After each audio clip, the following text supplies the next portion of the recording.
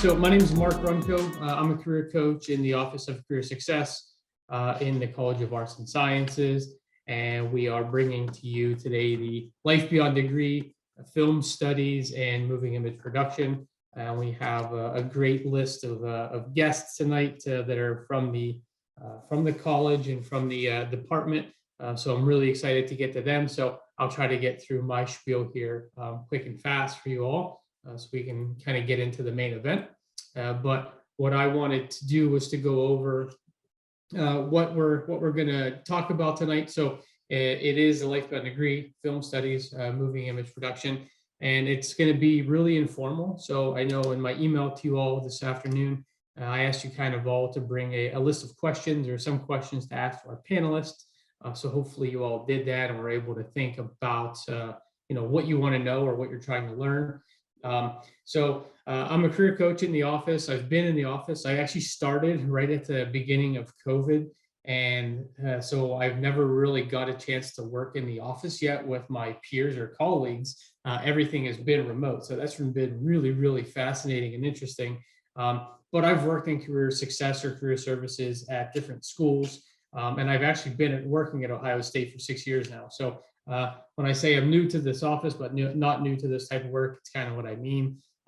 The career communities that I oversee, and if you are not familiar with our office, then career communities may be like a foreign idea, but we have everything set up under career communities, and really that's based off of industries. But I oversee and work with the marketing, advertising, and PR, as well as the journalism, sports, entertainment, production communities. So any programming that I do or any events that I do are really geared towards people who are looking to go into those professions or those fields. And so that's why my event matches up with what I'm doing tonight. If you do need to email me, my email is right here. It's runco.4@osu.edu. Use a little bit of Twitter, not a lot. I need to get better at it, but try to post some things on there every once in a while, some updates. So you can also find me on there. And yeah, that's kind of a little bit about the information. So the first part of the night, as I said, I'm going to go over some career success type stuff, anything that pertains to your jobs or internship searches, how to network, what to do with networking. And so we'll dive into that here first, and then we'll get over to our panelists. But the first thing I like to kind of get rolling about tonight is talking about networking, and that's where I'm going to focus a lot of my efforts this evening, is talking about networking. So in ordinary times, when we're on campus and companies and organizations are coming out to meet students and to talk with you all, the normal expectancy of what we're seeing is around 70% of our students are finding work through networking and from other connections that they may have or may make. So whether that's through LinkedIn, family, friends, relatives, just the casual conversations here and there. But for the most part, we're seeing an overwhelming 70% of students, and that's how they're finding their internships and job opportunities.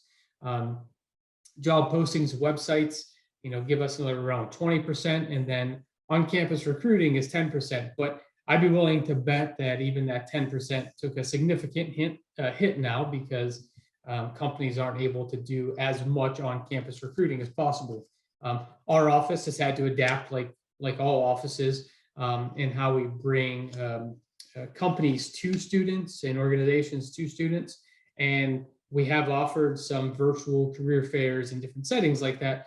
But I'm still willing to bet that percentage has taken a significant nosedive because of where we are right now with the pandemic. So, but this is based off of Wake Forest information, and I'm almost certain this was from the 2019 school year. So as we progress and get some more data, I'm assuming these numbers will shift a little bit, but that's typically how we're seeing it. When we talk to students, when our office talks to students about what they think about networking, there's some myths and realities in it, and some myths that we see that it's weird. I don't like it. It's manipulative or unreliable. No one wants to talk to you. Students often think that nobody wants to give them the time of day. which is, it's crazy. It's not the truth by any means. But in realities, it's definitely a two-way street. It's on you, the student, to set up some goals for yourself and start to reach out to people. If you feel like you are a little introverted, maybe trying to find ways to step out of your shell a little bit, and finding ways in people to start to reach out to, because I know if I look at my resume, I think for all of my jobs, quite honestly, I could go back and figure out who I had to network with to get into that position, or how I networked to find somebody within that company or organization that helped me get my job moving forward. And it's not, nobody was handing me jobs. People kind of maybe handed me some contacts to reach out to, or people to start to network with, that maybe helped me get there. Nobody's handing out jobs necessarily, but it's more like finding ways to kind of get your foot inside the door, so that you could learn the lay of the land inside for whatever company or organization you may be looking into. So that's an easy way to think about it. OSU alum, we have 5 OSU alum coming to the event tonight. I mean, they're looking for ways to pay it forward. They're looking for ways to tell you what they did to, what they did to get where they are now. And so this is just a small sample size. It's 5 students or 5 alumni.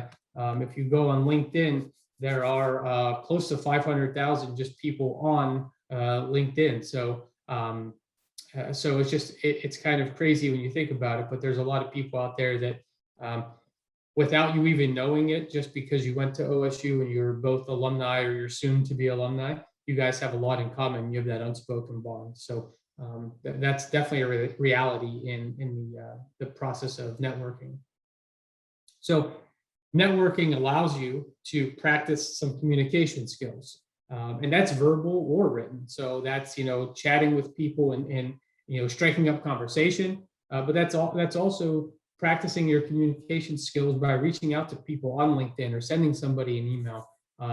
And so that gives you the opportunity to work on those skills and sharpen those skills. You can learn about your field of interest. That just as good as it is to learn about what you want to do, networking can also help you learn what you don't want to do. And sometimes that's more gratifying, and just finding out, like, I thought I wanted to go in this direction. I learned about it, and I learned I'm going to take that off my list moving forward. That helps you in the long run. It really does, because then that just takes off some different job opportunities. That takes off a search that you may have to do that you had been doing for a while. But so sometimes that's just as a good thing to be able to do that. Get some feedback on your resume, always a much needed resource. I look at resumes a handful of times during the week from students, and a lot of times people think the resumes are in a good spot, and I can very easily go through something pretty fast and figure out a handful of tweaks, if not more.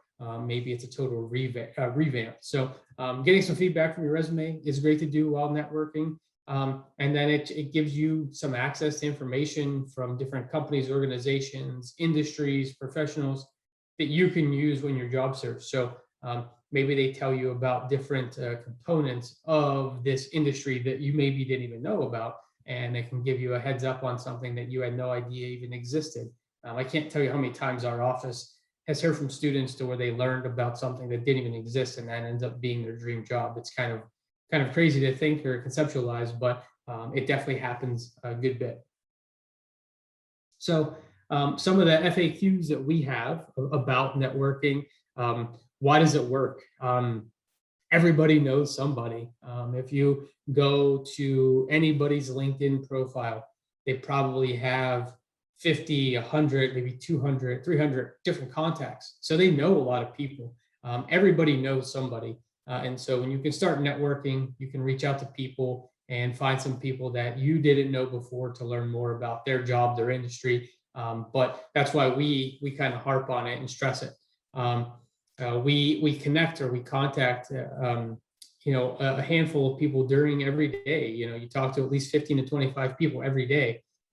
Some of those people may be good contacts, and some of those people just maybe people that we're passing by, but we do connect or contact at least 15 to 25 people a day. And so those opportunities are there, and you may not even think about it, but when you start to peel those layers back, that's a lot of people that you have some sort of interaction with. What do I do to get names and referrals?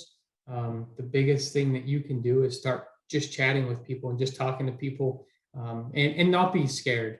Don't be scared, but also stay organized. The more organized you are now, the easier it is later on whenever you do need to connect with some people. And what the best question to ask is, once you are in a conversation with somebody, the easiest thing I think to do is ask is like, who else could I talk to, or who else should I talk to? Because then, if you again think about it, they know somebody. The person you're talking to knows people, and whether it's that profession or industry, they can always give you some suggestions or ideas for other people that you could talk to start to get some new, fresh ideas. So the first thing that you can do as you get started, and maybe you are not, well versed in this area yet, and it's something you haven't thought about or spent a lot of time in. The first thing that you can get to do is get to know yourself and be able to sell yourself in a way. Create a 1-minute commercial, or start to work on your elevator speech, which I'm going to go over here just in a short while. But get to know yourself and be able to sell yourself in a 1-minute commercial. Something fast, something quick and to the point, just in case when we are kind of moving around again, or interacting or rubbing elbows with one another. You want to be able to tell somebody about who you are, where you've been, your experiences, what interests you have in a short amount of time. And so being able to do that will be incredibly helpful for you as you go down this path of networking. Establish some goals. What are you trying to accomplish? Do you want a job? Do you want an internship? How can I meet alumni from my major? These things are all very easy to do. One simple one that comes to mind is to find a way to connect with 5 people a week on LinkedIn that are alumni from your major. That's a simple one. You can go through Ohio State's page, find and search just alumni, and then you could whittle that list down. You can narrow that list down to people in, say production or design or whatever it is you're interested in. And when you do that, you're going to yield a good bit of results back from that search. And so you could just set a small goal for yourself to start networking and find 5 a week. It's 1 a day maybe. And so that's a very small goal. I think it's manageable. I probably do that without even thinking about it because I'm always on the platform. So that's a simple one. Get organized, and please stay organized. Once you start getting your documents together, your resumes, your cover letters, your networking letters, if you stay organized, they can save yourself a lot of time. If you do use LinkedIn and you start sending out notes to people, create a Word document and stash that away in your folder, and be able to lean on that so that you don't have to recreate that wheel every time you want to reach out to somebody. That's an easy way to just start to stay organized.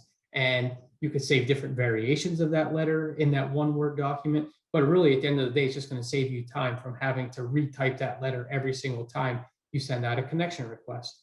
And so that's something simple. When you do create your resumes, save them by the date. Don't save them by updated or revised or edited, because you can only say those terms so many times before you don't know which is which and which one is the newest. But if you save it by the date, you always know when you created that last or worked on that last. So just a couple of small pointers that you can think about. And then something else you could do is maybe create a list of the people that you want to connect with. And, you could start to see who may be already in your network, but you can also figure out, you can kind of, it's always rewarding. It's a good feeling when you can start checking people off of your list or checking tasks off your list. And so once you make that list, start checking off people that you maybe have connected with or that you already have had a chance to interact with. If you haven't tried this before, I just talked about this with a student this morning, but we talked about an informational interview. And informational interviews are kind of, it's not in a bad way, not in a bad way by any means, but it's kind of like a sneaky way to get yourself in front of an employer without them even knowing it. If you set up an informational interview with a company that you've really been interested in, you're sort of putting yourself on display for that person without having a formal interview. And so it's a great way to learn about the company, to learn about the different jobs, learn a lot about the culture and the environment without actually having a formal interview for a specific job. But so this is a great way to kind of get in front of somebody, to network with somebody, to have them get to know you a little bit, because you're going to share a little bit about your story and maybe how you match with that company, or maybe even a position that they mention, would be a good starting point for you. And so you're kind of putting yourself out there, but I think informational interviews are kind of one of those underutilized resources by students. And so if you are looking for a way to get in front of somebody, requesting an informational interview is a very, very resourceful and easy thing to do. So we do have some notes on our career success website of questions that you might want to ask. And if you all are interested in that, I could definitely share that before we get off the call today. But there's just a list of questions that you could take to that, because you may be unfamiliar with those, and that's totally fair. But we definitely have some questions there that you could take with you so that you're not kind of, like a deer in headlights when you do maybe go to one of those. So I've really, talked up LinkedIn, but I'm a proponent of it. There's a couple people on the call today that I actually have met with, and I've talked about LinkedIn at length. And I've used this joke with you, so sorry you have to hear it again. But LinkedIn is, a great resource, but I feel like they should pay me for how much I talk about them, because I do believe in it. I've used it for myself. I used it to find jobs in the past. I used it to find my job at Ohio State. And so I'm a believer in it. I believe that it works if you use it the right way. And so finding ways to make it work for you is kind of the key. But being resourceful, being not being shy, putting yourself out there and not being afraid of that, because what's the worst that can happen if you send a request to connect with somebody and they say no, or they just don't reply? So be it. You don't take it personally. Maybe they don't use the platform as much as you do. Maybe they're not using it for what you're using it for, and that's okay. You just kind of keep it moving. If you send out a request, you don't hear back from somebody, don't think about it, because there's a good chance, this has happened to me a lot, to where I hear from people a month or two down the line, and they say, I just never checked my messages on here. Like, that's happened to me on multiple occasions. And then when you finally connect with somebody, they may say, here's my email address, send me a note on here. It's a lot easier, and I check this regularly. So there's sometimes there's a good reason why they're not getting back to you, but other times they're just not, they're not ready to help somebody. They're not in that position. But it doesn't hurt just to be kind of putting yourself out there and reaching out to people as much as possible. Make sure that you have a nice headshot. You have something professional or something that's relevant to your industry. Those are always, that's a nice thing to see, and that kind of helps paint the picture. Using the platform to its fullest effects, jotting down your work history, anything that might be relevant to this job or maybe industry itself, that might tie you back to it to show that you have some experiences. That's going to be critical to see. When you're connecting, when you're sending out connection requests, more times than not, there's an opportunity to drop in a note. I have noticed it on the occasion, and from looking at people in connections in different ways, this isn't always the functionality, but when you have that functionality to send out a note to somebody, to me, it's kind of a no-brainer if I'm going to send that note, because it breaks the ice. It lets that person know why you want to connect with them. And so if you can, have one of those quick notes, fast to the point, why you want to connect. To me, if you were trying to connect with me, it helps me understand who you are and why you want to connect with me. Because if I don't see that, then that's when I maybe look at their profile and try to figure out how are we connected? How do we know each other? What is, why did you pick me?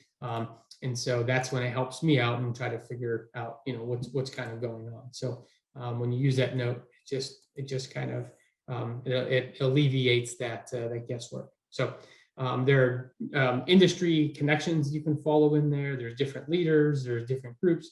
So make sure that you kind of follow everything that's really relevant to what you want to do and where you see yourself. So the good and the bad, what looks good in a profile and what doesn't. Good profiles have, individual positioning. Some people may call it like, building your personal brand on your page. Sometimes it's tricky, but the more that you talk about a profession, the more that you show that you're interested in this field, the more that you are maybe, reposting published articles about this field, that can kind of show that you have some affinity to that field. So maybe continuing to do that and finding ways to, post about that industry or field. Having a nice written summary, talking about who you are, where you're currently at, what year you're in school and where you see yourself going. Again, a nice headshot, a good banner that represents your interests. If you're into design and some different types of design, showing some cool things that kind of maybe, you worked on would always be fun. Maybe you had a cool interview with somebody prestigious, maybe posting that would be interesting to see. And appropriate ways to contact you. Just be wary, it's always kind of interesting when I jump on there and I can find somebody's telephone number. Me personally, I wouldn't want that on there. And so just be careful of posting maybe too much information. And it's always really strange when I get on there and I see somebody's like physical address. You want to post some information, but not too much. But that's definitely up to the individual. That's up to you and kind of how you want to put yourself out there. But just be careful and cautious of, just know that, kind of people that you may not want to find that can find it. Some bad things about a profile, not up-to-date information or not current information, poorly written job descriptions, bad grammar, the structure is all wrong or it's just very weak. When you do update your resume, anytime you update, like I know when I update that, I go back and I update my LinkedIn just to kind of keep everything consistent. So just know that you should be able to update that. An unprofessional headshot, don't post that headshot of you at a party with 5 of your friends. Like that's not a LinkedIn picture. So make sure that, everybody has a camera nowadays. And even if you don't have like a good camera on your phone, maybe one of your friends does, and you could just take an easy headshot, maybe on campus or, something relevant to your industry. But trying to do that would be, beneficial in the long run. So just a couple of the easy, good and bad things to think about. So the one thing about COVID is, we've spent a lot of time in front of our computers, and as much of a nuisance it may have been for a lot of people, I think it's made networking a little bit easier. And I feel like I've done a ton of networking, like myself, like individually over this, last year. So as bad as it is, I feel like there's, I'm trying to be optimistic about some things and see the positive and, where my situation and where I'm at. But I definitely felt like I've done a lot of networking through LinkedIn during COVID. So, but it's also a good time to just check your online identity, see where you're out there, see what kind of information is out there about yourself. Just give yourself a quick Google search, see where you're popping up. That's always that's a pretty regular thing for people to do, just to see, what kind of information is posted. Like I said, if you don't want to be out there too much, then don't post your phone number and your physical address on your LinkedIn profile. But you can always make sure that, how you're represented online is going to be good, because again, if you're, I don't know, if your Instagram page is public and anybody can view it, and there's a lot of pictures that are not professional on there, is that something that you want out there? And is there a way to put that on a little bit more of a lockdown so only the people that you want to see that can see that? So just think about that, especially as you're networking and you're putting yourself out there. Know that people are probably going to do some quick searches on you. Audit your network, see who's in your network, see if there are people that maybe don't belong in there, or maybe you don't want in there anymore. That's an easy thing to do. Make it personal. This is your network, and so it doesn't have to be things that you don't believe in anymore, or if there are things that you think could be suspect or just people could question. Make sure that you are making your network all about yourself and where you want to go. Get comfortable with the technology, tinker around inside of the different platforms. Most of the platforms now make everything very very specialized to the user. And so if there are certain things that you want out there, but certain things that you don't want out there, that's an easy thing to kind of tighten up. Talk to strangers. It sounds funny, but talk to the people that you may not have ever thought of talking to. Don't be afraid to reach out to somebody because you think they're too far ahead of you in their career or what they do. Put yourself out there and make sure that you are putting yourself out there to advance your career and your network. Don't be afraid to ask for help. There's offices like the Office of Career Success, to where we can always give you some suggestions or ideas of things that you could be doing or maybe not doing. Set up a virtual coffee. If you reach out to somebody on, say LinkedIn or maybe just social media, and you want to learn more about their company, since we're not able to do it, as easily as we've been able to in the past, to maybe grab a coffee and just shoot the breeze with somebody. Maybe asking somebody to grab a cup of virtual coffee just to break the ice and get to know them. That's very much acceptable. Where I hope we're getting to the point now, maybe a little bit closer of getting back to some sense of normalcy. But for now, we're still kind of in that very protective state to where not as many people want to go out to grab a cup of coffee, but doing that is something easy. So the elevator pitch. So this is one of the first couple of slides I touched on, was making a 1 minute pitch about yourself or a 1 minute commercial. Elevator pitch is much shorter, but this is just a way to sell yourself, to tell an individual about who you are, where you've been, your experiences, where you see yourself, and then asking them for some help of how do you get to where you want to go. And so this is where you can jump on and you can talk about and more times than not, this was used when we were in the environment or the space whenever we were going to career fairs and job fairs, and you would be face to face with recruiters and you wanted to tell them about who you are and what kind of jobs you were looking for, maybe like what types of internships. But it's still a good practice to learn how to do this. So I'm going to share how we start to formulate this and what a pitch may look like. But as you think about what are the components or what are the elements of your speech, it should include your name, an indication of your present status or situation, where you're at in your educational journey, getting ready to graduate, whatever it is.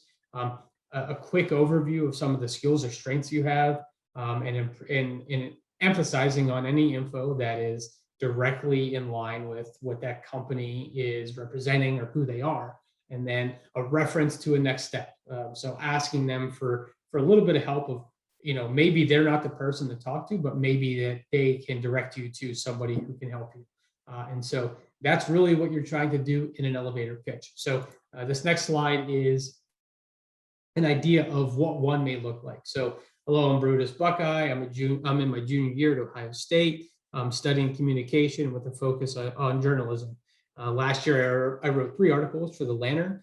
This year, I plan to write 6 more, I plan to write 6 or more articles to be published. I'm also the president of the Journalism Club at OSU. It's my understanding that Gannett is looking for interns to write for their papers and other media platforms, and I enjoy getting a chance to write for such a large company. Do you know who I could connect with and learn more about this internship program? So again, if you're thinking about where this may have been taken from, this is when students are in front of employers or recruiters and they're trying to, talk their way into getting into, a recruiter's inbox or an HR professionals, be on the HR professionals kind of list of people that they want to talk to. And so again, it's not anything incredibly long, but this is just an easy way to talk about yourself in a short amount of time. And then from this, there may be more questions. There may be follow-up questions from that recruiter. But this is just a quick way to get yourself out there. So that is the elevator pitch. Something else you could do is look into an internship. Internships are easy ways to get some, hands-on experience and practical experience. I will ask some of the panelists about if they've had any internship experiences. But these are great ways to learn about the company, to learn about a position, to learn about a role, or a type of job that you've maybe always been enamored with. But this, again, like I said earlier, this could be a great way to learn the direction you want to go. But this can also be a way to learn about things that you don't want to do. And so, being on top of it and focused during your internship is going to be important for you making your next steps in your career, because you could make some awesome contacts, you could make some good connections, make some great friends, and next thing you know, you could be finding yourself working for whatever company it is, the next year after you're done with school. So, internships are awesome. Typically, a lot of times they end up panning out into to jobs the year after. But if you haven't looked into an internship, always good to maybe to consider. So that's all I have for the career success component.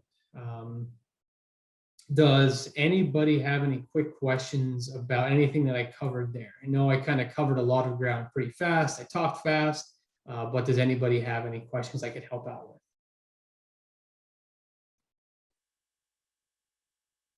Nothing? Okay, great. And that's okay. If by the time we're done, I would love to see if there are any other questions. I'll try to share some other things in the chat too as the night goes on. But I really wanted to get ready to kick it over to our alumni panel. And so I took a quick brief look at the list here of people who are present, and I think I've seen Zach. Are you here? Yes, I am. Awesome. Okay, we got Nick yet? Yep, I'm here, Mark. All right, perfect. Coyote, I know I saw him come in. I am here. Can you hear me and see me okay? I can hear you just fine. Let me see if I can see you. You were Started my video. Yeah, you were like the last screen. I got you. You're in the car. Cool. That's perfect. Yeah. All right. In transit. Yeah. Danielle, are you here? I know you're here. Hello, I'm here. All right, perfect. And then Tristan, I got you. I'm here. Yeah, perfect. All right, good stuff. So let me stop my screen share. So listen, thank you everyone from the alumni panel here who is joining us tonight from all different locations. I'm just going to, what I'd like to do, just so everybody can kind of learn about who you are, what you're doing, what your current role is. I know I've kind of put it in writing, but I just want to go around the horn and just have you just introduce yourself to the group and just tell them what you're up to right now. So I'm just going to go in the order that I kind of wrote everything down and the way things are kind of on my slide. But let's kick it off with Zach. I'd love to hear your story and just what you're up to. Hello, I'm Zach Frankart. I graduated in 2010. Right now I work, my wife and I own a production company here in Columbus called Frankart Film. And we specialize in kind of corporate and commercial video. To do that most of the time, and then also continue to kind of pursue personal film projects on the side. All right, good stuff. Nick, let's hear a little bit about you. Hey guys, my name's Nick DaLonzo.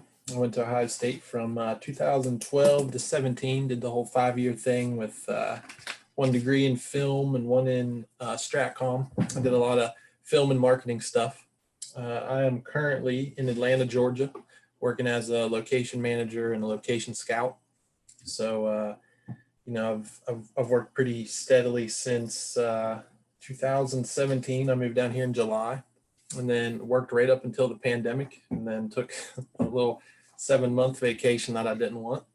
And now I'm back on set again. So I've done a lot of stuff with Marvel and Netflix. Currently working with Netflix on Stranger Things 4. So it's kind of the quick version of what I got going on. All right. Awesome. Good stuff. All right. Coyote, tell us what you're up to.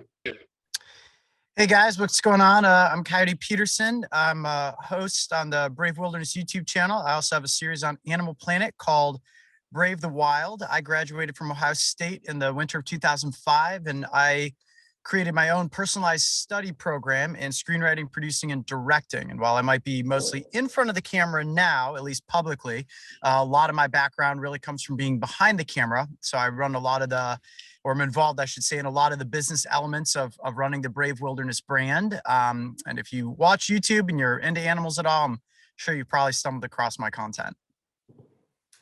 All right. Good stuff. Danielle, tell us about yourself. Hello, my name is Danielle Belgiovanni. I graduated from OSU in 2009 in the film studies program with a focus area in video production. I currently live in Columbus, but I do work out of Cincinnati for Kroger as a producer and director, so mostly doing commercial work, content for their social media platforms and training videos. And I also do teach part-time at Xavier. I teach a video graphics class there. Oh, very cool. Okay. And Tristan, let's hear about you. Cool. Hey everyone, my name is Tristan Amiott. I am a class of 2010. Have a degree in film studies, focus area in video production as well. I'm currently based out of Connecticut, but I did a long tour in New York City, lived there for about a decade. And I'm currently a camera operator on American Pickers on History Channel, but I've done a lot. I've done commercial, documentary, a lot of reality TV. So it's the short story. Awesome. This panel alone I've only been in this role for a year, but this panel blows the doors off of anything I've done yet so far. So thank you all for joining us. Unreal work, really cool stuff. So hopefully the students get a lot out of this to learn. You guys are all doing some really, really cool things. So my goal is to try to get your story across to the students. That's what I'd like to do, to talk about the different things that you did, clubs and organizations, just how you navigated your time at OSU to find yourself where you're at. That's kind of the story I would like to get across to the students. So I spent a lot of the time to get this day kicked off talking about networking and the importance of it.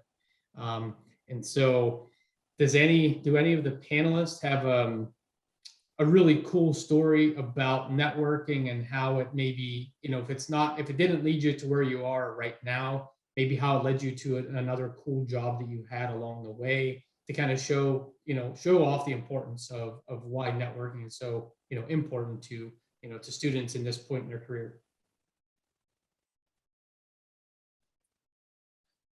I guess this isn't a story about my career in particular. This is just a good friend of mine. He worked in the props department on an independent film that I worked on several years ago, and he was like a big fan of the first season of True Detective, and just happened to reach out to the guy who did the props for that show and was like, "Hey, I'm a big fan of your work. I really liked the first season of the show. What advice would you give to me?" And just that kind of like cold call of like reaching out to him, like they began emailing back and forth, and then he ended up being the props assistant on the second season of True Detective that carried it all the way through that season. And from that got him into the props union, and all just by reaching out to somebody basically. Yeah, and that just being fearless and just kind of, putting yourself out there. Yeah. Anybody else have a cool one? Any good ones? My favorite story that I have about myself is actually pretty much how I got down here, and it was strictly networking with alumnus. A producer named Charles Newworth.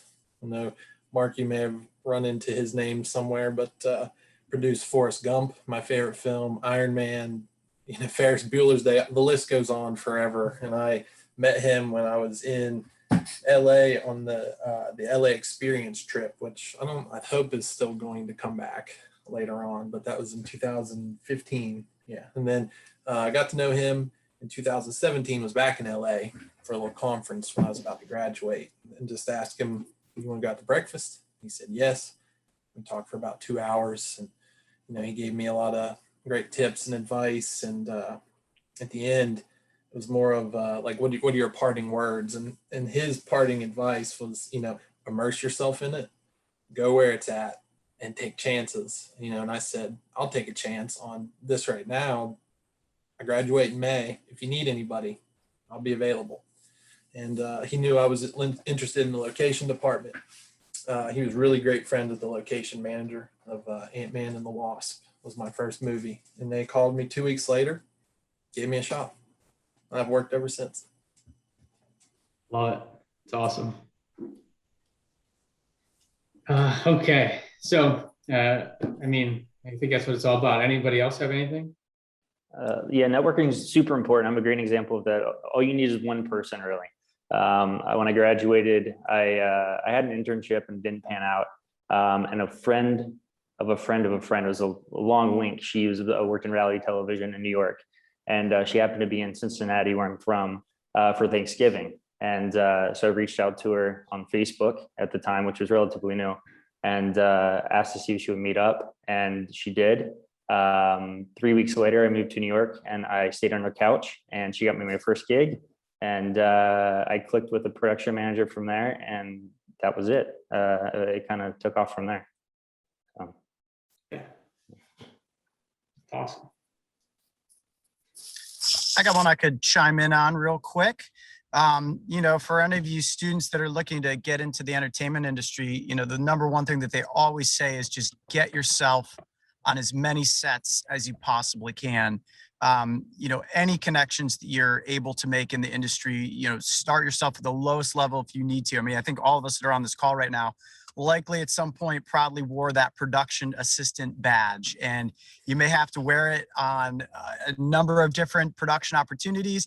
You may have to wear it for months or even years, but it will eventually connect you to all of the right people. And go in there and treat that production assistant job like you want to be a big producer someday, because the other people working on that production with you will take notice to the effort that you put in.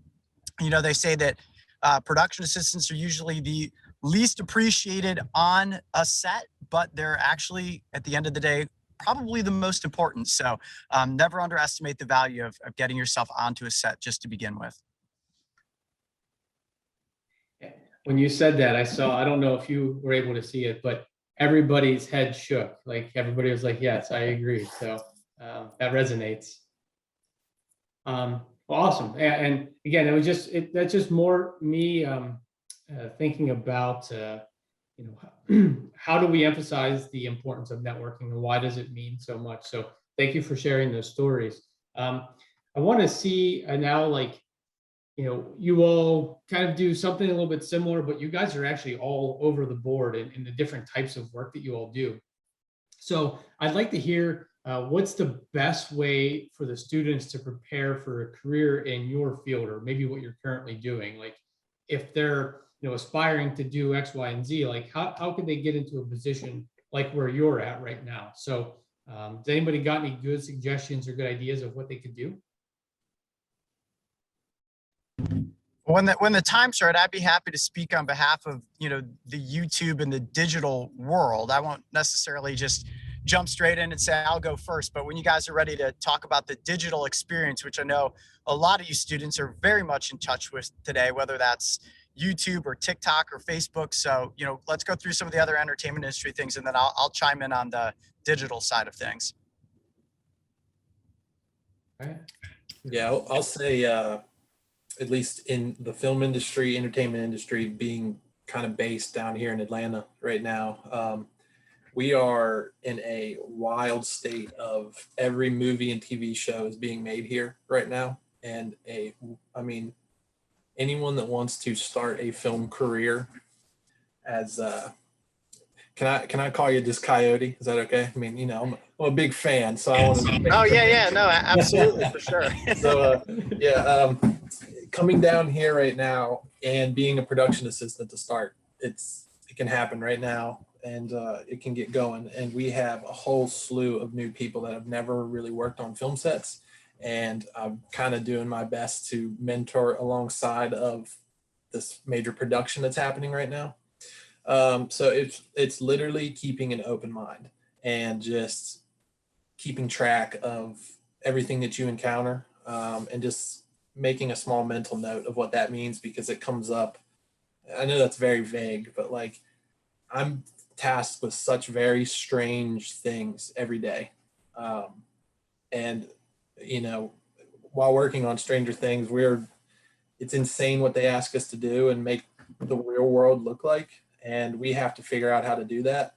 And no one is capable of knowing how to do that. So you just kind of have to have a inkling to go, well, I can figure that out.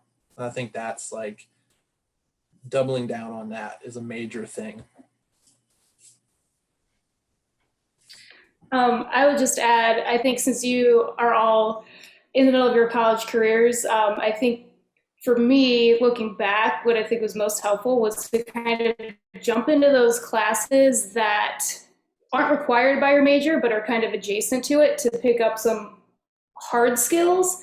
By that, I mean like a Photoshop class, a photography class, maybe even like an acting class, anything that's kind of revolving around production that's not maybe required by your major, because that'll help give you some of these skills. I know for me in my job role, it helps to be a little bit of a jack of all trades. So, you need to know some photography, you need to know how to use Photoshop and Illustrator, you need to know how to edit. So if there are opportunities for you to take any courses in those areas, just jump in and do them. Yeah, definitely. I mean, just anything you can do, there's like the old adage, like never stop learning. Like, and I think that kind of applies to all of this. Is just it, Coyote, I think, mentioned just get on set as quickly as you can. And that's really what it is like, I think that's one thing, like as a student, that you can do now. Like, you don't necessarily need to wait till you graduate to go get out on a set. I had a guy came and knocked on our door, like this was like last year sometime, and just was like, hey, I know nothing about production, but I want to get into it, and I'm willing to work, I'm willing to learn. And a month later we had him on set working as a PA. And it, with being a PA, there's that understanding that you're not going to know everything about what you're doing. Like, it is kind of a learning process. And if you're willing to put the work in and willing to learn, the sooner you can get started on that, the better. Just want to hop in real quick and make the note too. I apologize if you guys see my phone kind of shaking around. I'm actually in transit right now between Phoenix and Sedona doing this panel from the back of a vehicle. And I mention that not only because I want to disclaimer the shakiness of my camera at points, and hopefully I don't lose service, but to point out how the technology has evolved. I mean, since I was at Ohio State between 2000 and 2005, we were scraping by just to try to get mini DV tapes. And when cameras went from high 8 to mini DV, it was like revolutionary. Now, most of you students watching now are probably like, what is a mini DV tape? What is a tape period, But it's just pretty amazing that we all have, at the very least, phones nowadays that can shoot 4K footage. You can hook a little microphone up to it and go out and make your own content. There's really nothing that's preventing any students from these days to be able to make content of their own. It's almost like you don't need the permission of executives or television networks nowadays to go out and create your own original content. A decade ago, this was a very difficult thing to do. You needed everybody's permission to go out and actually make something that might be seen. When we're speaking specifically in a realm that I work a lot in, which of course is the digital space in YouTube. It's a platform that any student can go out. If you can put together the team, some of your best friends, you can get your hands on some cameras and you can produce something. You've got a distribution platform that is YouTube or Facebook or TikTok or wherever it might be, and actually get your work seen, which is a huge evolution as compared to where we were just a decade ago.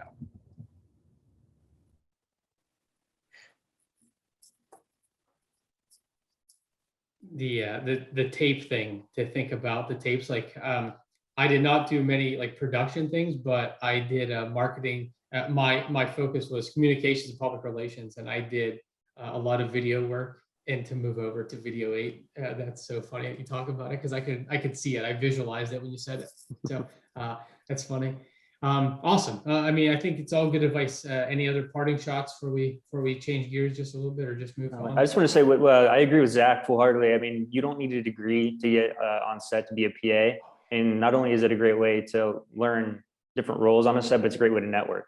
And it's a great way to earn your stripes. So we've all done it. It's not glorious, but it's well appreciated, at least. So yeah. So if you can do it, it's priceless experience. Good stuff. All right, so I'm going to take it to another question here. So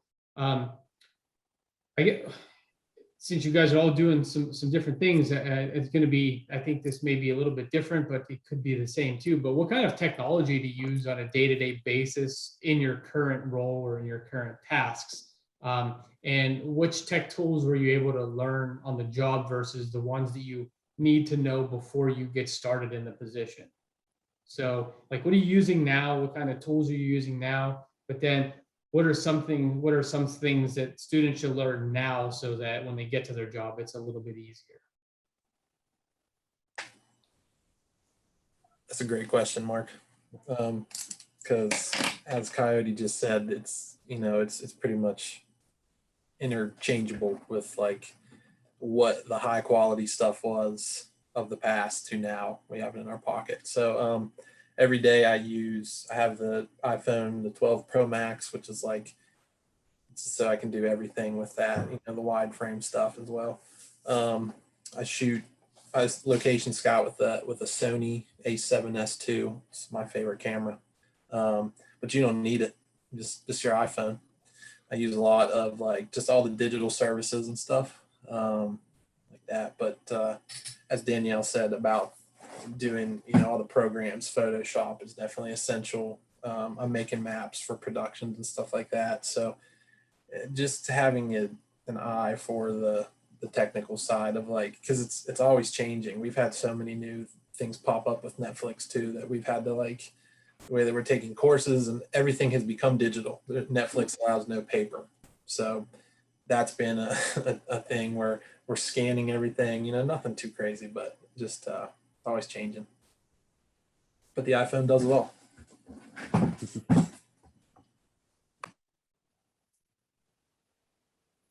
I use the Adobe suite on a day-to-day basis. That's something I don't go a single day without using, I don't think.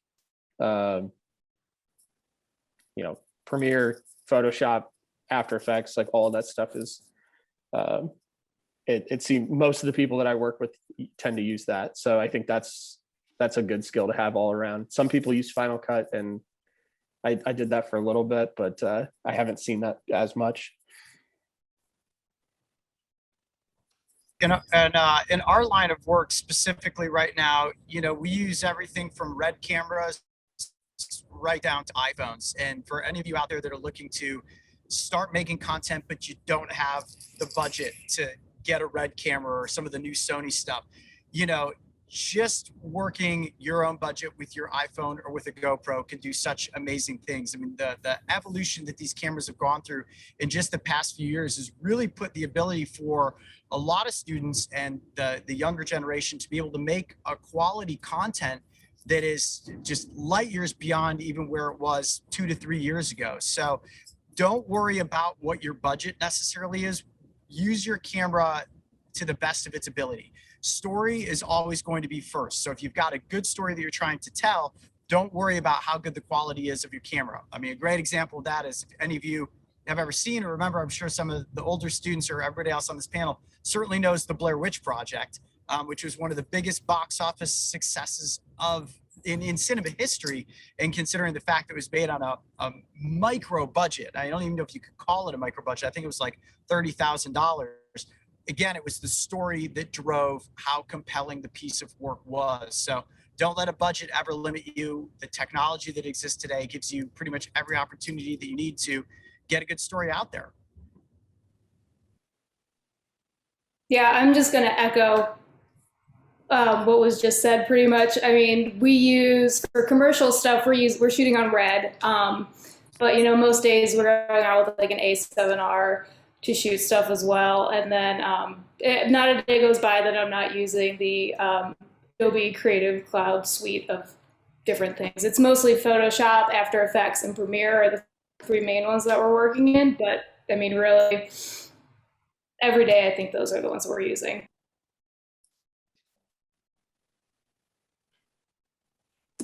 If you can take the class with Dan, is it Dan Schellenbacher? I don't know if anybody remembers taking a class with him or if he did or not.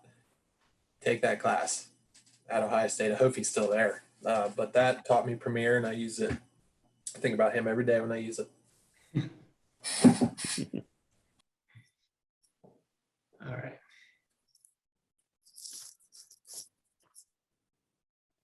Tristan, you got anything? I mean, all I can say is that, you know, evolve as everything else evolves.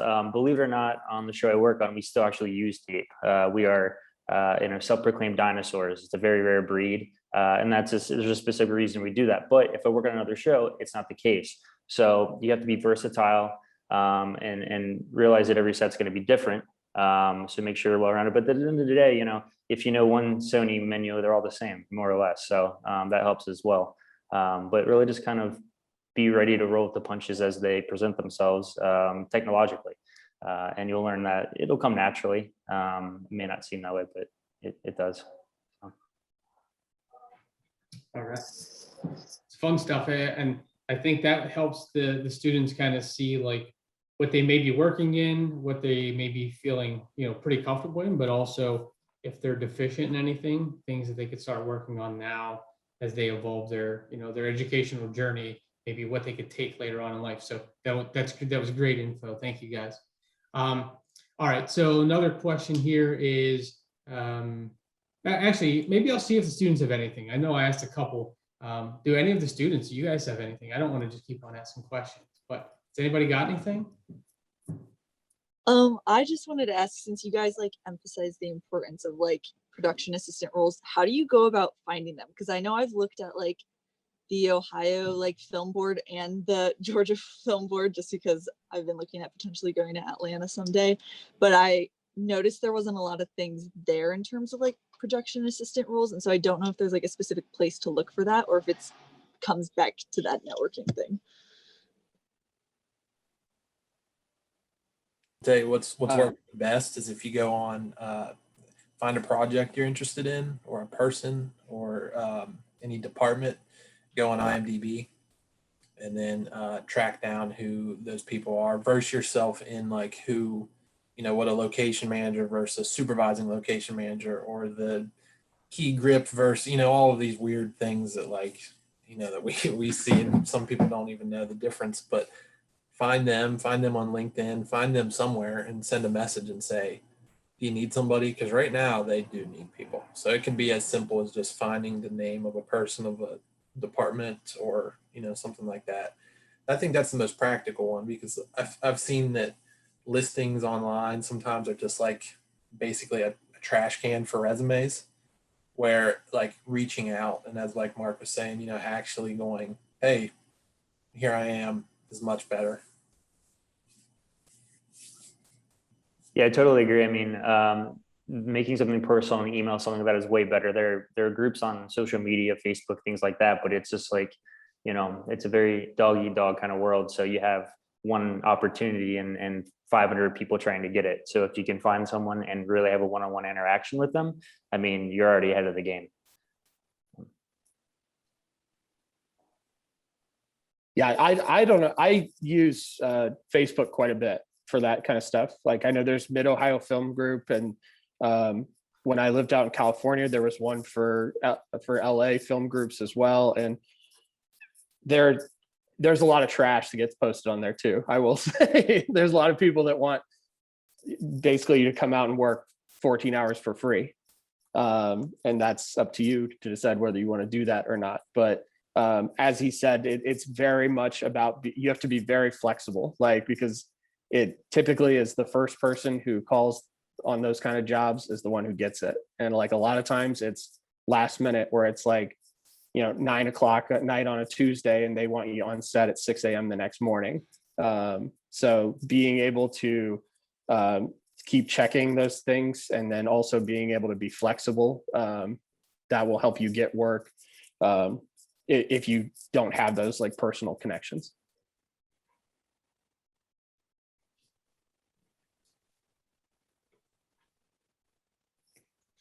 Nick, the idea of finding people on IMDb is genius. And I'm learning with this stuff too. So to actually just to go that route and finding who you could connect with, because that helps me when I want to talk to students about how to network or where they go to network.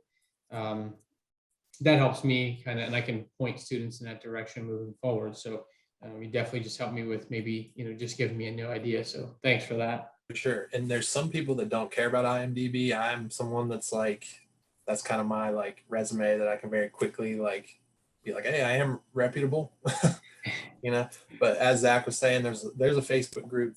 Our locations department Facebook group in Atlanta. I mean, it's like probably 500-600 members. It's every day right now, like, someone please come work on this set, which is like, it's very appealing and we can get people there. But at the end of the day, some people they have no care in the world to work in the location department. So don't stumble upon something and go, this is something I really want, because as Mark was saying, I think the most important thing is networking will show you what you don't want to do. And some people get in the location department or any department and go, this is atrocious, because it's not what it seems all the time. Well, going on, off of the networking piece. My bad. I had a network issue, so I'm not sure if this question kind of doubles back what anyone said previously. But as far as I think it was Zach that mentioned earlier, just getting that going up to the doorstep and you know what I'm saying, getting that face-to-face interaction and kind of using stuff you guys said Facebook groups and LinkedIn and IMDb and stuff like that. So that's kind of how it's a better way to present yourself more. And what else can you do to kind of set yourself apart from the rest, and how to present your skills when you get the networking stuff like that. And trying to get to the people that are doing what you want to do right now, I guess. Loaded. Sorry. There's always a soft spot for students, that want to do things that they want to do. So that's important, find out, research a little what you like. And as I was saying, my mentor, Charles, the alumnus from Ohio State, his first job when he moved to LA, he was selling oil paintings door to door. And he started dating a woman whose uncle was a movie studio executive. And he would call their office every day and say, hey, can I come work for you? And they said, Charles, we don't have a job for you. He's like, all right, I'll talk to you tomorrow. So tenacity, I mean, I can't tell you what to do. I don't think anyone here can go, this is the secret, because none of our stories, especially in film and entertainment with anywhere, are it's so wild. I'm working with engineers, there's scientists, there's, you know what I mean? And now we're making a movie. So it's very strange. So I think just find something you're interested in and then go try and have a conversation with someone who's doing what you're interested in would be valuable. Yeah, passion goes a long way. I feel like when we're hiring for like particularly like if you're looking to be a PA or something like that, like it's really not so much about highlighting your skills, but like highlighting your willingness to learn. And like, because really I feel like personality is almost more important for those positions than any particular skill set, because a film set can be such a stressful place. You know, it's a lot of people locked in a room for 12 hours a day together. Like if you can get the point across that you're somebody who is easy to work with, I think that'll go a long way. Yeah, I definitely agree with what Zach just said. Personality is huge. And I think just a willingness to show up and do the work, whatever it is. I know when we hire a lot of like PAs who are, you know, young, right out of college or still in college, you know, you get a mix of different kinds of people. You know, some kind of aren't as thrilled about doing the work, and some are really gung-ho and will show up and do whatever the task is that day. And, you know, you remember those people and you remember how like well they did the job and how excited they were to be there, as opposed to some of the other people that are just kind of like, that's not really my thing, or I don't feel like doing that. And then, you know, those people that stick out in your mind as the ones who are showing up to do the work are the ones that you're going to call again, right, for your next job. So really, I think attitude and personality are huge, even if you don't have all the skills yet.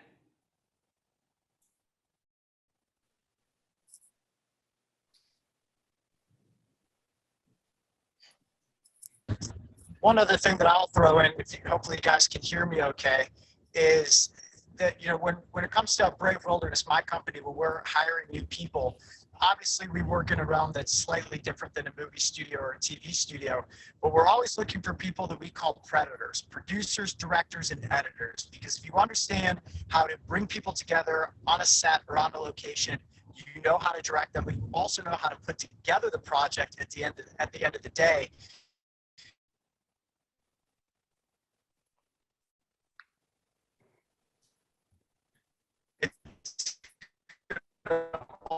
Ultimately make you kind of what I'm basically saying is that if you can't world in the entertainment industry, it's likely going to put you ahead of the curve when you're out there trying to apply. All right, I think we caught most of that. I definitely broke up a little bit, but as you guys know, he's on the fly, so we'll take in as much as we could from that. But I think you guys all get it, so appreciate it. What else do we got? Anybody else have any questions? I think the feedback is great. I think it shows that hard work and tenacity, and if you want to put the work in, that's going to open up some doors and get you to make some friends along the way. So what other questions you guys got? I have a question. If you guys were to go back and be able to tell your college self a piece of advice or something, a mistake to avoid, what would you go back and tell yourself?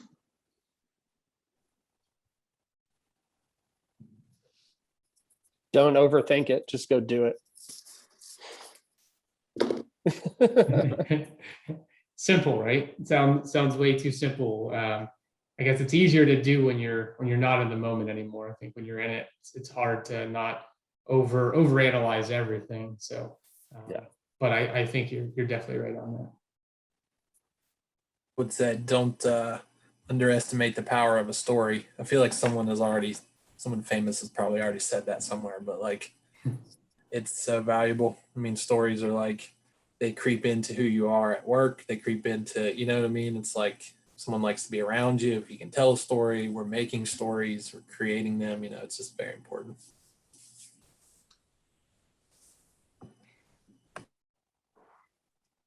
I think I've done 90% of the things I've done in life for the story.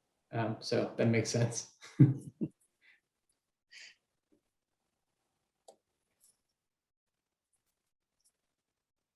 I think for me, it would be so I was always very much like a perfectionist student. Like if I'm not getting an A, then I'm not taking that class. So for me, you know, let go of that and be willing to kind of stretch and go out of your comfort zone a little bit. Like, you know, I'm just thinking about like, there's a screenwriting class that I probably should have taken and I just didn't. I chose another one because, I was like, oh, I don't know about that. I don't like writing, stuff like that. But really, I think in the long run, that would have come in more handy. So kind of, don't be afraid to step out your comfort zone. Good. Yeah, I think taking risks is huge. And, I think I tell myself to buckle up because, I mean, personally, the path I've taken has been a windy road. And just because you're on a certain path doesn't mean it has to be forever. There's trial and tribulations and that's okay. It took me a long time to figure out what I really wanted to do, even after I graduated. So I think that when I graduated, I had a very sharp eye as what I wanted to do, and that wasn't necessarily the case. So don't sweat it. I think that's what I would tell my previous self.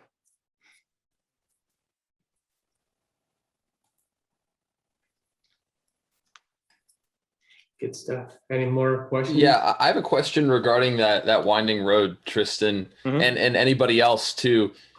I don't know if it specifically means shifting roles or even between departments or even the scale of the scope of what you work with, from independent film to like larger films to corporate work.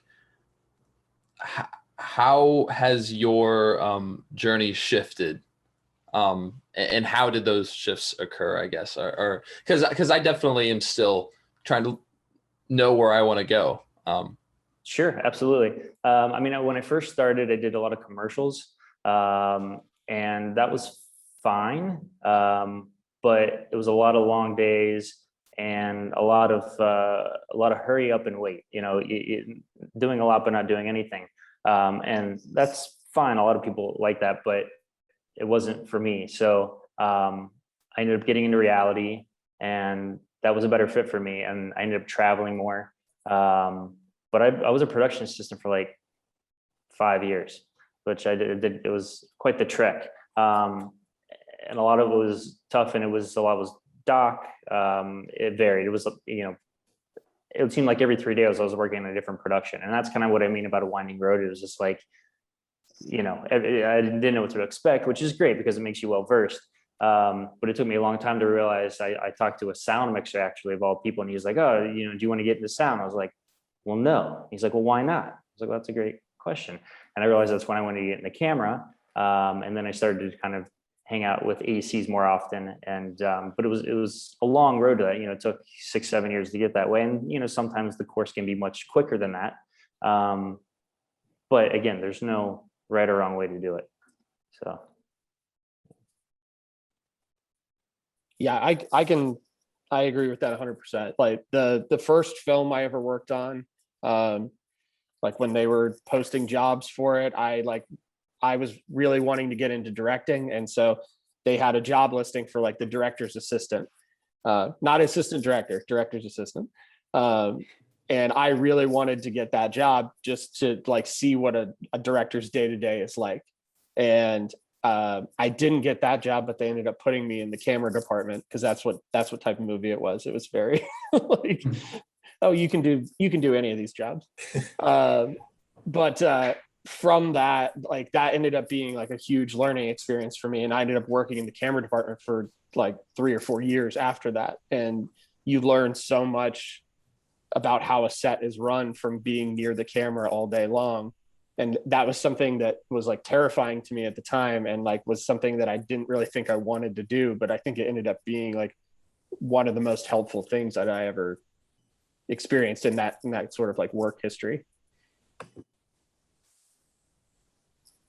I had a big confliction of this, and I agree completely with what they both said. When I first got down here, I was a location assistant, a location production assistant, it's a very grueling job, and it was like, I have 2 college degrees. I just got down here. What am I doing? But I was like, this is where I need to be. And it was, every day was just very rewarding, but my confliction came from, if I stay on this path and progress into locations, am I going to be upset that I didn't go into another direction? I love cinematography. I love directing. And if you go locations, you can't really do that. But if you go in the path of creativity, you could always produce, but you can't produce and then create sometimes. It's a very strange thing there. But what I'm doing now is, in what you'll see, Jacob, did you ask this question? I believe what you should do is keep this view alive of like, find something, and when you find it, no matter what it is, because I love locations now, I want to do it forever. I also am working on creating like my own company in the background where I will eventually get to do what I want to do. And if I believe in myself, I'm getting to be a cinematographer and a director and editor, like I can do, like I like to do, but I also have this job that I'm really good at that I like. So I think don't be afraid of like it not being one thing that you know right now, if that makes sense. Well, and that's kind of the beauty of like, working on a set is, unless it's a TV show, it's a temporary job. Like there's nothing that says you can't try something out and, work through a production and decide, oh man, I hated that. I never want to do that ever again. But like, then, like just trying it can be a good learning experience.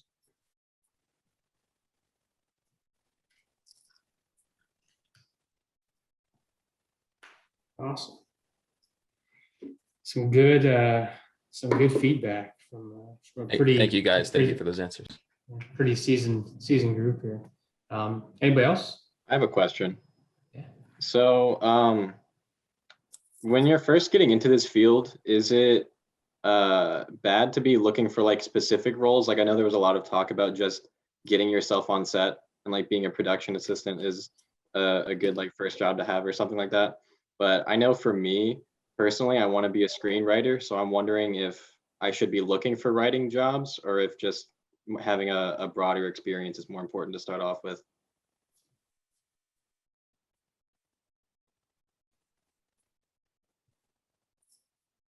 If I'll say, anybody can jump in and add to this idea, it's that certain jobs will definitely like put you in different places with like, if you are an assistant to a director, you're definitely going to see the writers or the writer's assistants, whatever that may be. Me as a location person, I'm going to see the camera people and the lighter, our gaffers and bringing electricians and all of that stuff. So like, it's easier to get into a production assistant role, which is also a good one. Just a general, like the, assistant directing production assistants, they see everybody at some point. So like, that's why it leads to so many different things. But if you want to specialize in something, try and think who works together more often than not.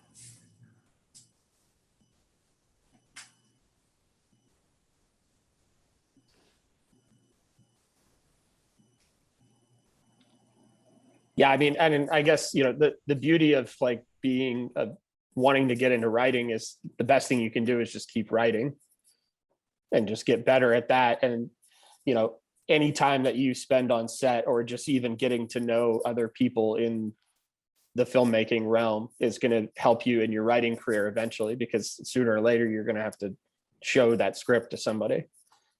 So the more people that you can meet who are also interested in film, the more like touch points you have, the more likely you are to get somebody to see your stuff.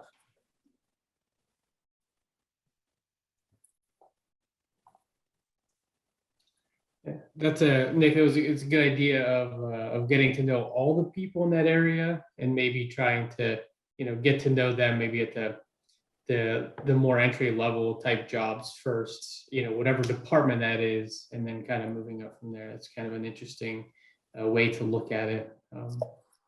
So hopefully that helps out, Sam.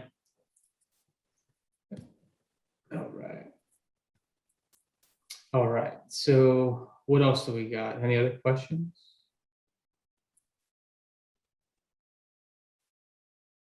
One question I've thought about, so I don't know if the students have thought about, but I'm kind of interested in knowing about a typical day or a typical week in on your job. So what does either a day look like, or maybe if a day is too crazy, maybe more what like a week looks like. But can somebody go into some detail about where they're at on that?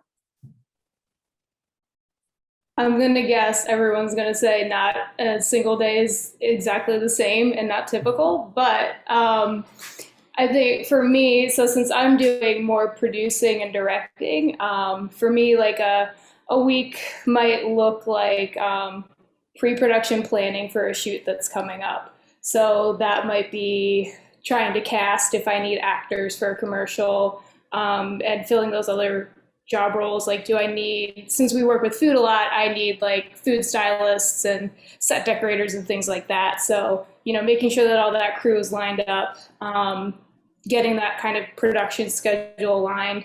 And then, if it's not in pre-production, then we're actually out shooting. So that would be on whatever the location is or whatever the studio is, and then filming for however long that is. Since we're doing mostly commercial stuff, it's usually 1 to 2 days per project. And then if it's not that, then I'm working with our editors to do the final cut of whatever we're doing. So that's just kind of sitting alongside with them and picking out, the shots that we liked, or if it's something more of like we do a lot of like kind of like testimonial and interview style stuff. If we're doing something like that, it might be like sitting with the editor and picking out the best sound bites to put together to form a story.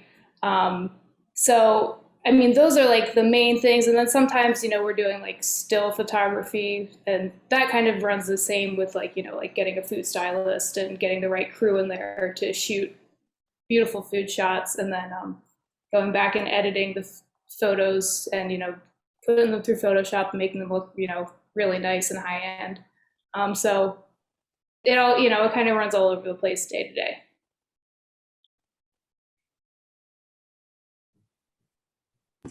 Yeah, my schedule is completely nuts. Like, I'm going to work in 2 hours we're shooting an overnight on this very wild set, and we will work until tomorrow I'm working 9 p.m. to 10 a.m.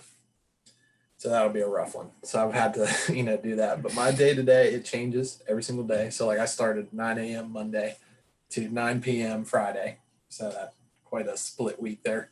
But we'll sit in with the directors, the creators. They'll say, hey, we want this. I will go out, do my best to find it. We actually have a full-time scout on this show, which is very nice. So she goes out and finds everything, and she's wonderful. And then we have big meetings where they kind of place one location manager per place. And we pretty much just figure out how to get that location ready to shoot a movie at. And it's a new, very wild adventure every day. So when you're making some of these, like, I have very crazy stories. I think the two hardest things I've ever worked on are definitely Bad Boys for Life and Ozark with Netflix. Those were heinous. They were very, very hard to make Atlanta not so much look like Miami, but just like blowing up cars in the middle of the night is always, it's ridiculous. So like but at the same time, sometimes like I'm just sitting at home, working from home, making some maps, doing just the boring stuff. So it's very different.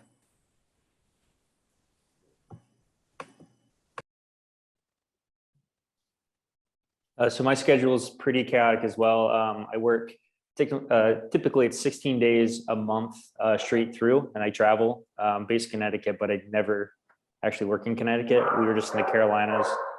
Did South and North Carolina. So there's a dog in the background, I guess. But I fly in, we prep all the gear, and then we just we're gung ho from there. We do like 12 to 14 hour days, and then a normal day is 8 a.m. call, and then we will shoot scenes until lunch. We do an hour lunch, and we shoot scenes until 6:30, and then we do an interview. So it is a very docu-style show. We don't know what's happening until we get on set, which is it's normally a rural setting. So it's a lot of dark, dusty attics and cobwebs, and also not glorious, but it's super cool. And every day is different, which I think is priceless. I mean, a lot of people sit at a desk and do the same thing over and over, and it's nice to literally have a different day every day. So, yeah.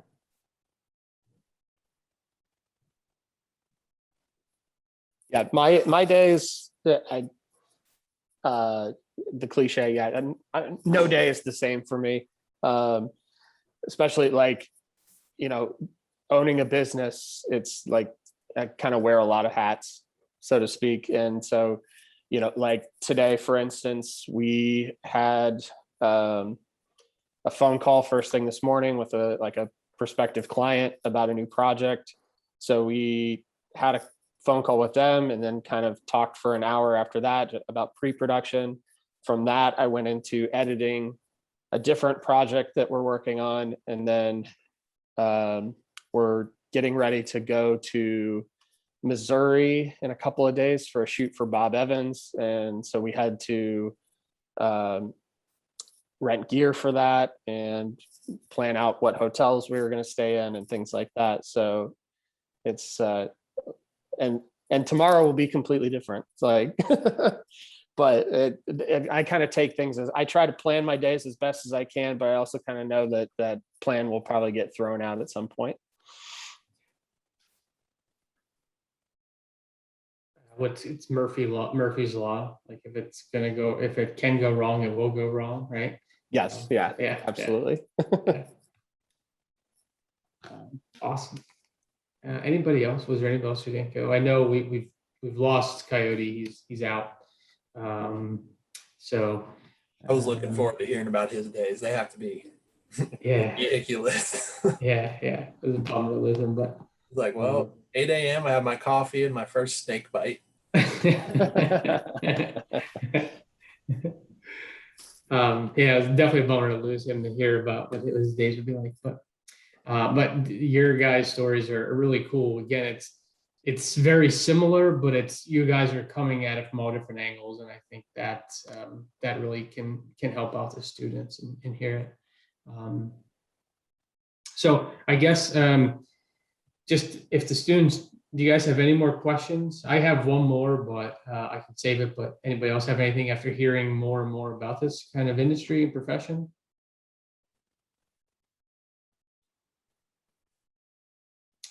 So I guess just to put a bow on it all, the thing I'd like to know, and just to to share with the students, is what's the most rewarding aspect or part of your job? So you guys do some hard work. You guys may work some crazy hours, may work late. Nick, it sounds like you got some really bonkers hours. So what's the most rewarding part of it? Oh, and a follow-up, Danielle, I want to know what school I have to go to become a food stylist. That's one of my other follow-up questions.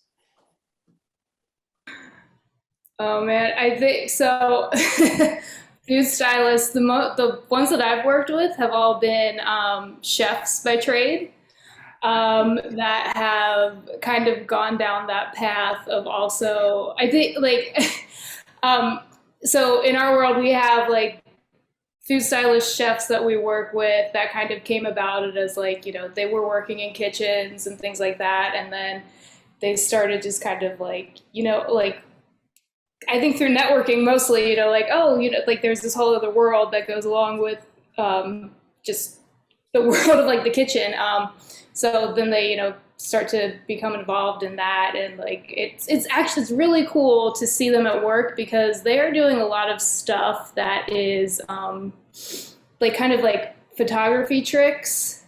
So like, like I'm sure everyone has heard like, you don't use ice cream, you use like mashed potatoes instead, so it doesn't melt under the lights and things like that. But it's really cool to see them at work and kind of pull out all these like tricks that you would never think of to make food look pretty and photograph well. It's a really cool job. I wish that was something I would have known about like years ago because it's super cool to watch them. But yeah.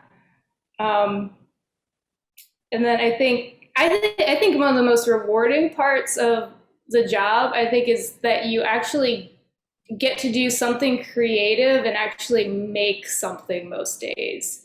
And and depending on what your job is, like you can see the final product, whether that's like a photo or like a video or like just anything like that. Like it's rewarding to actually get to like sit down and make something and see it and then watch your thing that you created like go out into the world.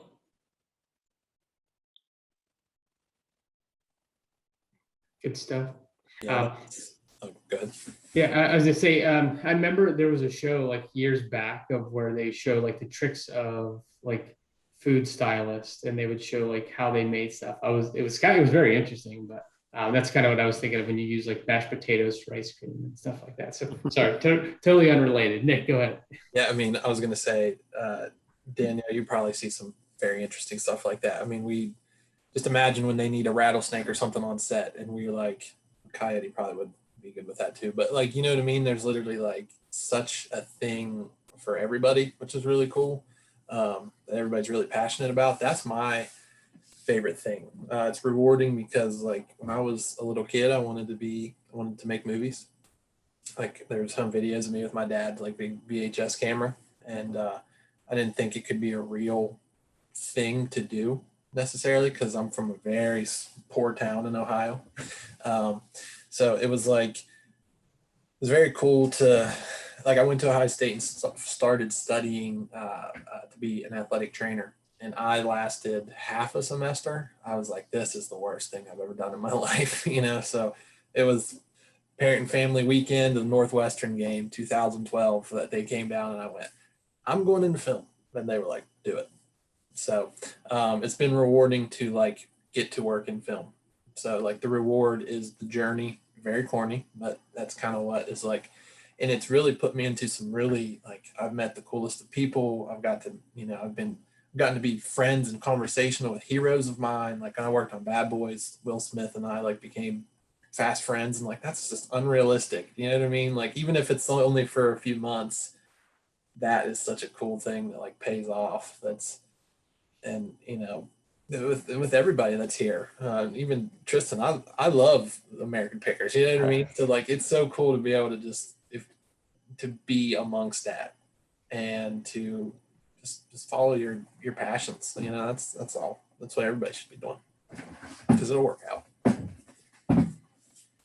Well, kind of what you were saying, like I feel like just being on a set is such a collaborative environment that like everybody, I've heard the comparison a lot of times that like being on a set is like a lot like summer camp, where you're just like, it's kind of like this group of people, and a lot of times nobody knows each other, but by the end of it, you know, everybody's locked in like a small room filming all day, or like, you know, sometimes filming nights, which brings out a whole nother weird side of people. And but by the end of it, like you're so tight because you've gone through this like crazy, like wild experience together.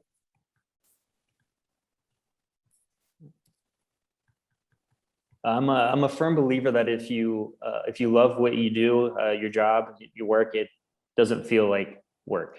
And that's where I'm at right now. And it's great. I mean, that's the most rewarding thing. I did a 20-hour day last Wednesday in an old barn in the middle of nowhere.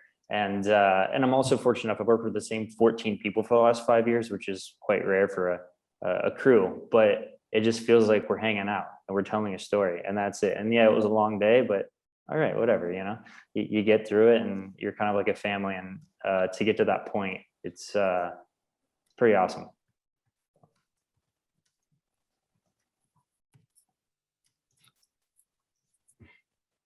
Very good. Good stuff. Good insight. Really interesting stuff. Okay, so I did have one more question come in from the students. So definitely want to make sure I get that. But do you have any suggestions about in-college experiences before your career gets going, or suggestions about internships?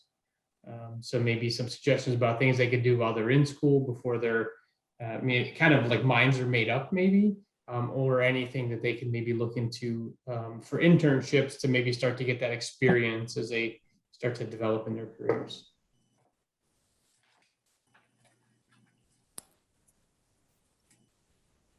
This, I guess, I don't know if this is a good answer or not, but the first film that I worked on, I kind of treated that like an internship because I basically there was a group of filmmakers out in California that I had been following, and they announced that they were crowdfunding their new movie. And I just kind of reached out to them and told them I would come work for free.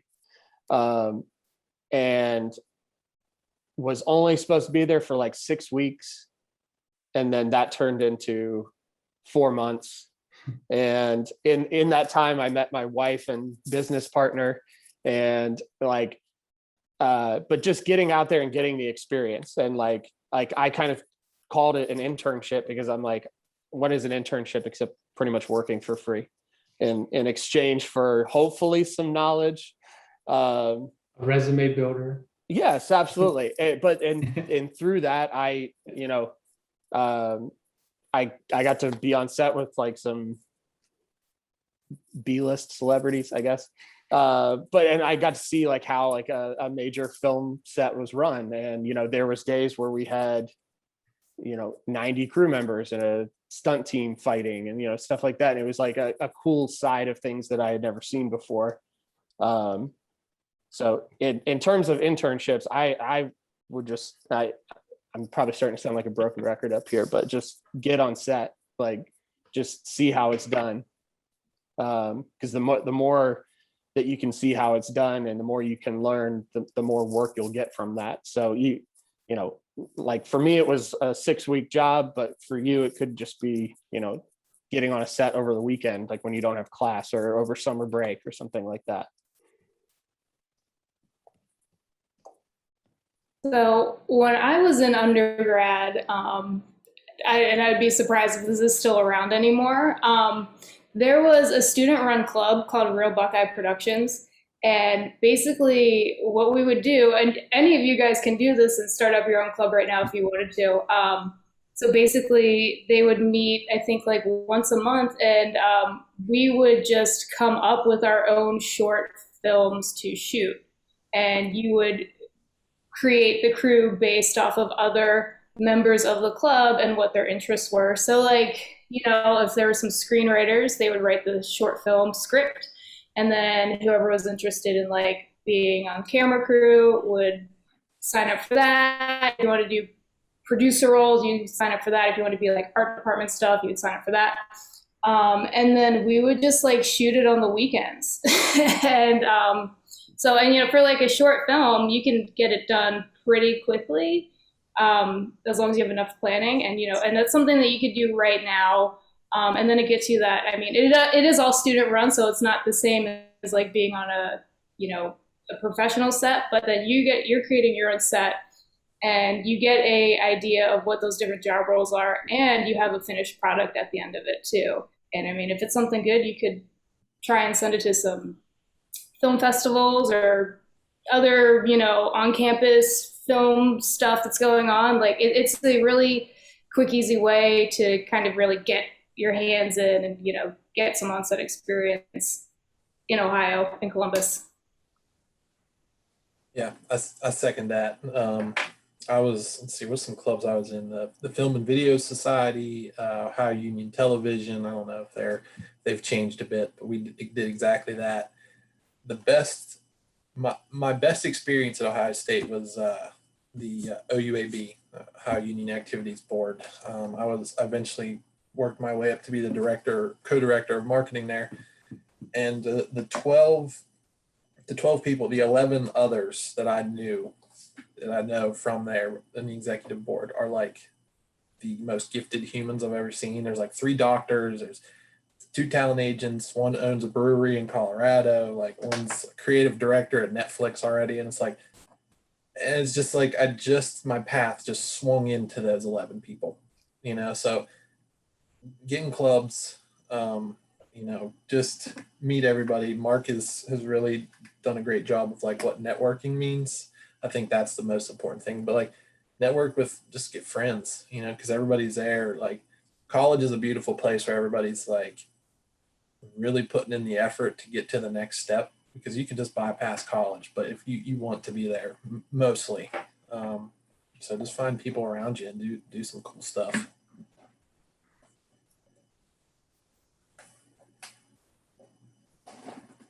I did an internship in Cincinnati with a company called Lightborn. They still exist. They specialize in music videos.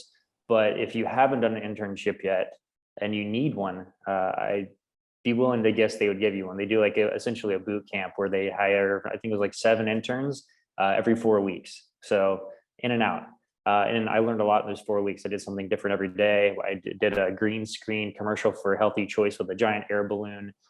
We did like a LARPing commercial one. It was just like all very weird, but it kind of opened my eyes to what could be, I guess. And they're still around. I checked before I brought them up. So it's a good company. Yeah, I'm gonna second them because we work with them a lot. Oh, awesome, cool. Yeah, I haven't talked to anybody there in quite a while, but I know they're still going strong. Yeah. You said it's called Lightborn? Lightborn, yep. Yeah. Oh, sweet. All right. Light That's and right then up the- Borne. B-O, you said what now? It's Light, Borne. And they're in downtown All right. Cincinnati. Sweet. All right. Yeah. Man, I'm like 30 minutes from there. Nice. Yeah. All right. I mean, I'm sure we could probably go all night here because I have a list of questions to ask, but I won't do that to you all. But I want to, thank the panel for jumping in. One thing I wanted to do was, I know in the beginning I asked the students who were on to please drop your name number in the chat, but I'll also take this chance to maybe ask the panelists if there's a way to maybe connect with you, if there's a way to, maybe reach out to you or a website or something, some way the students can find out a little bit more about you or your career, or maybe if you wanted them to reach out to you through your LinkedIn or just an email address, if you wouldn't mind just dropping that in the chat too. And while everybody's kind of doing that, I'm just going to switch back over to the slides real quick. I just have a couple of just kind of housekeeping items to hit on before we get out of here, but just wanted to ask everybody to do that. So names.numbers in the chat, and then any other contact info from our panelists. But moving forward here in the slides, students, if you haven't used Quick Chat yet, this is a simple, easy way to get a hold of us. It's just like an IM service. So if you are looking for a quick answer, if you're working on a resume, if you need anything from me or any of the other career coaches, if you just go to our website and find our quick chat icon, or just go to go.osu.edu go.osu.edu/career success quick chat. You can find us on there. Those are simple ways to connect and link up. I know most of you are on Handshake, but if you're not, and if you don't use it a lot, jump on there and get acclimated to the site. All of the services that we have going on, all of the events, everything that we do is posted on there. And so make sure that you jump on there and get acclimated to the site so that you can review all of these good things that we talk about here. So make sure you do that. And for the folks that I have met with, please look into joining the career communities. The career communities kind of put you in line to get any publications that we do for the specific communities themselves. So for an example, I send out a newsletter every 2 weeks, and this is a simple, fast way to get some information. So in those newsletters, I post out good ideas about how to set up a resume, maybe some career services type industry specific type articles that I find, but I try to dig in there and find things that are relevant to those communities. So if you're not acclimated to the communities yet, if you just got on the Career Success website, I think now we have just one icon by itself that's just for communities, and it will tell you how to get in there and set yourself up to be a part of the communities. And another thing that you could do too is you're allowed to sign up to be a part of multiple communities. So none of the career coaches bombard you with unnecessary emails. These touch points are really based off of things that are specific to that industry or community. So you could span some really weird fields or different fields. So maybe being a part of the journalism, sports, entertainment, production community, but maybe being a part of the entrepreneurship community. There might be some interesting crossover. You may learn some things about entrepreneurship, owning your own business, similar to like what Zach is doing and what Nick talked about. Maybe trying to get into something to that effect. So you can learn a little bit about both industries. So not really, holding you to anything. It's not like changing a major or anything. You're just learning about different communities and things that are going on in different industries. So please consider that. We have a podcast. If you haven't checked out the podcast, I would definitely recommend doing that. Our marketing manager, Bruce, developed those over the summer, and we probably have a good, I would say maybe 15 to 20 of them online right now. So check those out. He meets with industry professionals from a variety of different focuses. So some good information to get. And the podcasts are 20 minutes to a half an hour. So not a big investment here to jump on and catch those. If you want to talk to your peers about career success and who we are and what we do, we can, you could be a part of our street team. Once we are on campus, we can get you some of those free LinkedIn headshots, those real nice ones. Get you some swag from our office, but it's just doing a little bit of extra work to help promote us and what we do to the people who don't know kind of who we are and what we do. And then if you want to connect with us, we are available on pretty much all platforms under the sun. So you can always find us, just to search ASC, Arts and Sciences, Career Success. So that's how you can find us on all these major platforms.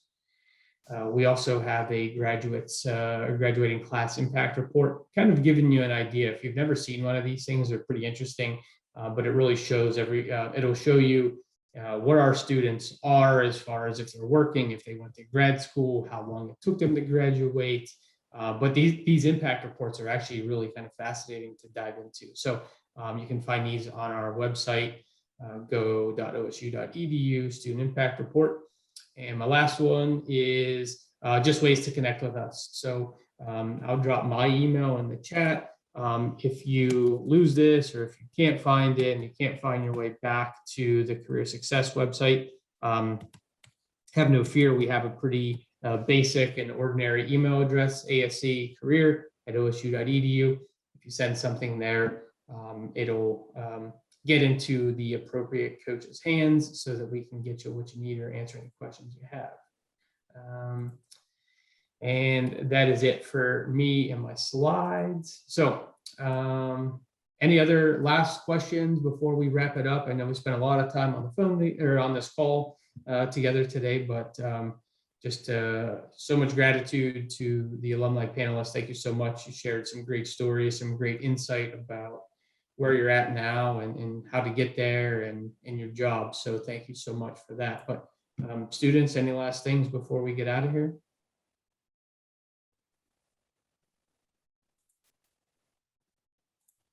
No? All right. Everybody's tired, ready to go, ready to get some dinner. Nick's ready to go to work. All right. So listen, thanks again for everybody for joining us. Panelists, I will be back in touch in the next day or so, just to kind of give you some info. Students, you know how to contact me if you need anything. Please feel free to reach out. I know a lot of the panelists drop their information in here. Let's try to practice what we preach here. So I just put you in front of a handful of good panelists. They're probably all on LinkedIn or probably all accessible somewhere. So if you guys don't reach out to them to say, hey, I saw you in this panel, what did I teach you today? So please do that or reach out to everybody. But it was great meeting everybody, good seeing everybody, and we'll talk again soon.